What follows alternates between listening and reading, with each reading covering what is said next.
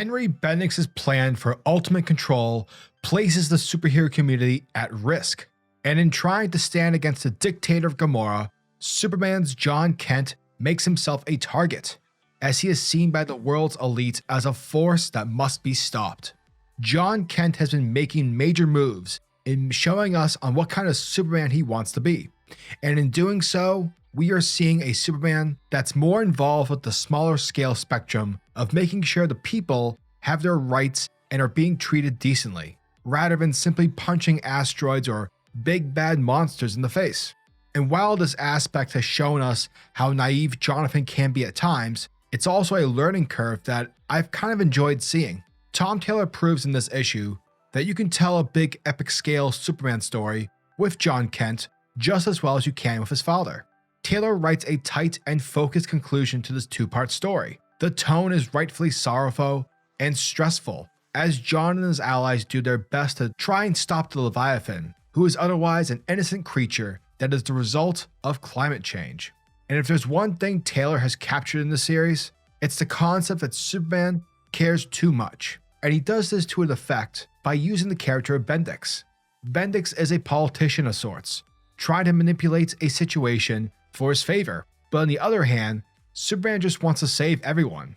Taylor makes a great and compelling predicament for John, putting pressure on him from all sides and making it all the more stressful for the reader to emphasize and sympathize with our Superman. The art by Torme, Ferendez, and Blee is fantastic. Torme does a great job of including detail, thus making this epic feel intimate, especially in the ocean scenes and John's facial expressions.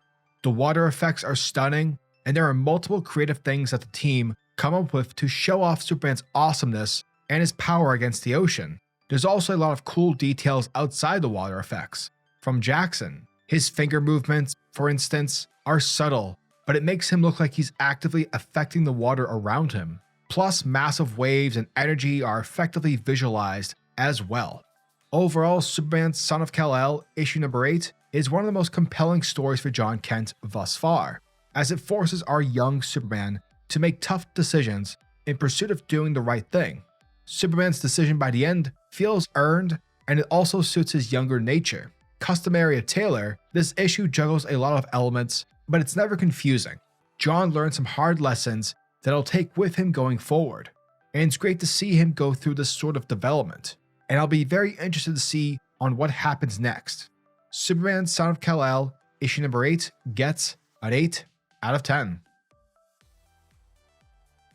Our story picks up exactly where the last issue left off, with the Leviathan heading towards Metropolis, with Superman and Aqualad trying to drive it away from the city, and so far their plan seems to be working, until the arrival of the Gamorrean Corps, people sent by President Bendix to take out the Leviathan, whilst also trying to prove once and for all that Superman is irrelevant. However, the results left one of the Corps members dead, and so after taking his body back to the city, Superman tries to let the squad know that the monster wasn't raging until you guys started to attack it. So yeah, thanks for fucking this up. But as soon as he makes his exit, President Bendix is like, fuck that kid, do as I say and attack that monster and kill it before it reaches the city. And so without hesitation, the Gamorrean Corps opened fire. Recognizing that they start to engage the monster again, John tries to hurry back, but sadly he is too late, because we see the Leviathan going on the offensive. Thus it jumps out of the ocean, propelling itself up into the air, and because the Leviathan just doesn't defy gravity, it comes falling back down, and with it landing in the ocean. And considering how ginormous this thing is, it causes a giant tsunami to head straight for Metropolis. And so now our two heroes will have to devise a plan in order to stop this disaster. Aqualad lets Jonathan know that he needs to create some kind of sound, something strong enough to break the wave up. And so without skipping a beat, Jonathan flies to the ocean floor, and by taking all of his strength that he has, he claps as hard as he can. And he does it so hard that it sends a shockwave, reverberating outwards directly towards the tidal wave. And it hits the wave strong enough to able to disperse it. However, the tsunami is not slowing down. But fortunately, because of Superman's actions, he was able to fend off the absolute destruction of the city. However, the waves still hit the city. Therefore, many of the city people are still in danger.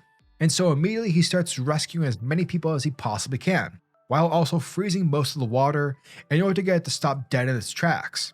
And sure, the city in the end still suffered heavy damage, yet it would have been much worse if Superman hadn't slowed the tsunami down. Meanwhile, the Leviathan is still out there, and the Gamorrean Corps are still trying to kill it, and sadly another member of the group goes down. But suddenly this is where we see the arrival of Superman, coming in to save the day, and he lets the group know that the Leviathan is still a being that has intelligence, and that the only reason it's surfaced is because of all the activity that is going on at the bottom of the ocean.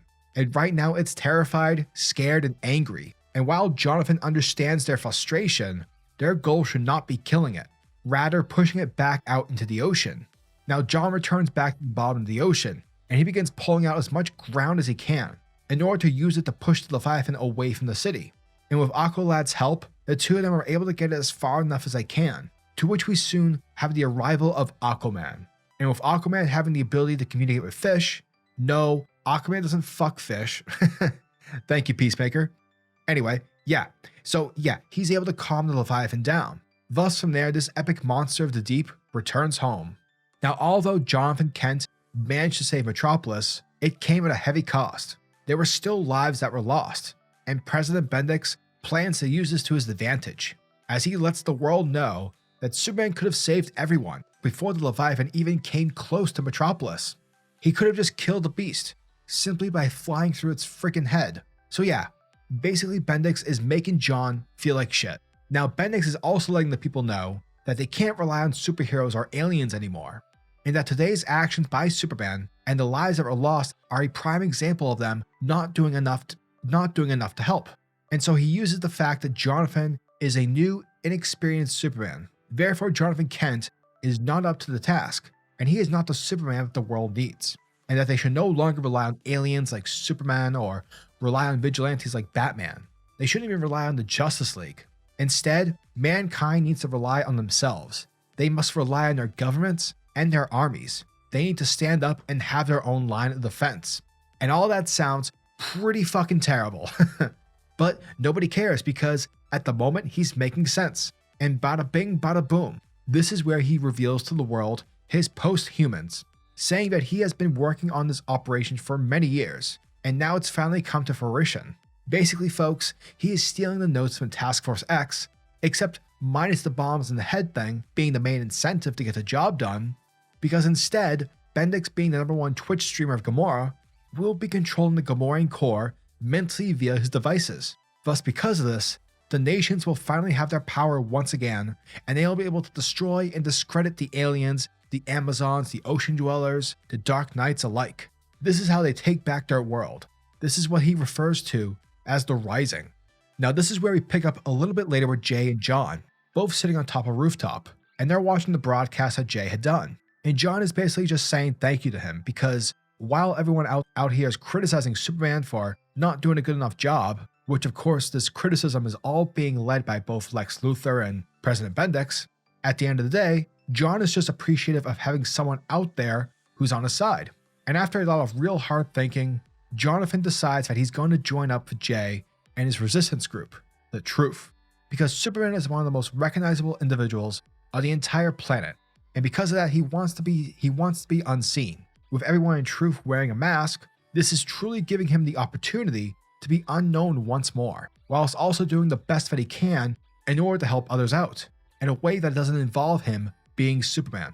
Because John, he just can't live the double life. Instead, he is finally ready to learn more about these evil organizations and how to take them down with truth, because he's demonstrated that he's already tried charging head-on at President Bendix, which was an utter failure for him. Therefore, this is his new approach. And with that, the Rising truly begins. And that, folks, was the end of Superman, Son of Kal-El, issue number 8. And thank you guys for checking out my video, as it truly means the world to me. And as always, I'm your majestic sayer of words, SuperCliff. And if you guys are new to the channel, then do me a solid by smashing that like and subscribe button. And also hit the notification bell so that you'll never miss out on an upload, and so that you'll always be kept up to date with your favorite top tier comics happening in the comic book world. Now tell me, what are your thoughts and opinions on this issue? Are you guys excited for issue number 9? Let me know down in the comment section below. And until the next video, peace.